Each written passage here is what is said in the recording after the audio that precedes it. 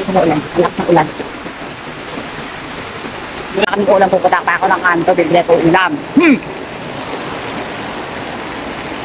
Baha na. Oh.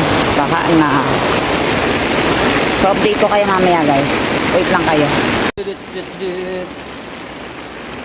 So, guys, update ko kayo. Parang ano dito. Ilog. Ilog ba?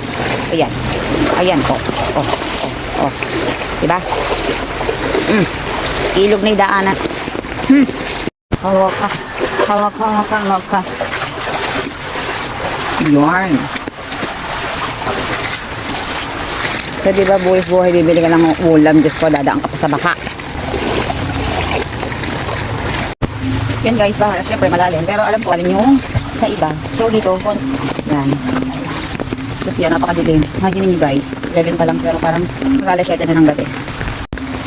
Nilikod ko. Pak. Solo ko daan.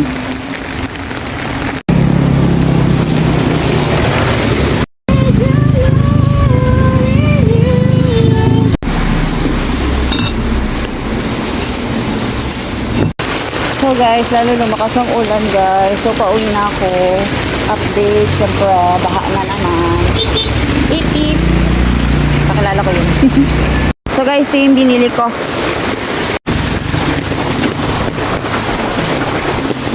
So guys, hindi ko kayo nilada ng ginalada ko kasi kung ulan ang sarap yung sabaw. Tapos bumili ko ng konting dami sa bahay.